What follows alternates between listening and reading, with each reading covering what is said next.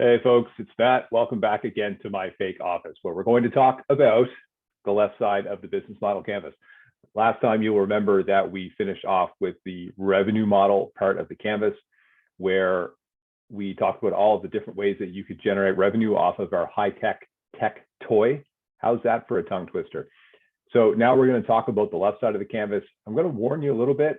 People tend to find the left side of the canvas a little bit more, I won't say boring, but less exciting than the right side, because the right side, you get to talk about all the fun stuff, your customers, your marketing, your social media profiles, your Instagram influencers you're going to hire, the money you're going to make. Whereas the left side is much more functional. But this realistically is where the business happens. All the other stuff on the right is concepts, but the left side of the canvas is the important parts that let you create real things around the ideas you had on the right side. So it may be less exciting, but I think it's where you legitimize your idea into a real business. So that's why it's just as or more important part of the canvas, and people often forget about it, right? So we're going to talk about key partners first, and then we're going to move into the other two in two subsequent videos, of course. Now, here's my general note on the left side of the canvas. This is somewhat relevant for the right side, but less so. I don't care where it goes, as long as it goes somewhere. What I mean by that is I'll have conversations with people where they'll say, well, I think I made a mistake. I put my accountant in as a key partner and not a key resource. I think I did it wrong. Or they'll say, I put my government funder in as a key resource and instead of a key partner. Or I put accounting in as a key activity instead of a key whatever, right? It doesn't matter. The idea is that as long as you get all of those important parts out on the canvas somewhere, that's fine. That's all you need.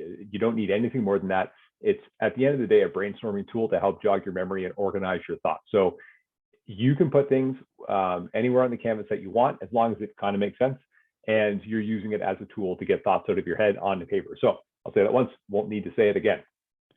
In terms of partners, you want to think about who do you need the support of and able to function effectively. Now, depending on your right side of the canvas, the kind of model that you're running, the kind of value proposition that you have, these partners may not be an absolute requirement to make your business happen, but they probably are going to be the key accelerant that lets you take your concept and grow it at a faster scale, or even deliver it at the same scale more effectively than you would have been able to on your own. Because this is where you get things like mentorship, you get advice, you get all that sort of stuff, where again, it's not going to make or break, but it will definitely be an advantageous position for you to engage partners like this.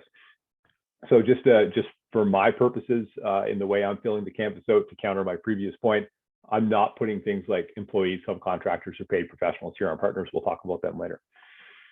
A couple of standard partners that you may engage with would be an actual business partner. Lots of people start a business on their own and then add either a technical or a business partner later, depending on their needs, their requirements, their own skill sets. So that, of course, could be a good fit for partners. Then you'd want to think about things like mentors, either in an industry or a technical skill, or just general business knowledge. Sometimes people have great general business sense that they can share with you through their mentorship process. You may have a board, although if it's a brand new company, you probably wouldn't have a board right away. It could be something to work towards. You could have a government supporter, so an actual person in government who is your champion, who will do things on your behalf to help out. That can be really important. They can let you know of opportunities. Could be groups like us at the Entrepreneurship Center. That's another great partner to have. We're not an employee. We're not a key resource in that sense, but we are there to help your business. So we would be considered a partner. Any sort of networking support, your chambers of commerce, your industry associations, those all help. I would consider them to be partners in the growth of your business, because they're out there to help you, because your success is their success. It's a great way to look at a partnership if you can get group wins like that. Any sorts of advisors, again, if you want to think about them differently as mentors or boards in some sense. Sometimes you'll have industry working groups where potentially it could be groups of entrepreneurs at the same stage as you. Potentially it's a mixed group of entrepreneurs, so that you can learn from others or provide experience to other entrepreneurs as well in a mixed working group. So for our particular example with the high-tech toys for tots, whatever. Without knowing a specific region to use as an example, it can be difficult to pick exact specific partners that you might engage with. But again, I think a lot of the examples I had in the previous slide would be relevant for this. You could even have things like an academic researcher at a university who's coming up with technology that perhaps you're commercializing. So they could be partners in that sense. There's all kinds of different ways to look at partnership here. But I think overall, it's an important way to think about your business. And the earlier you can start thinking about what your requirements are and what partners might be able to fill those for a win-win, the sooner I think you're going to start being able to really accelerate your business process. So we're going to come back next time and look at key partners and key activities. So see you then.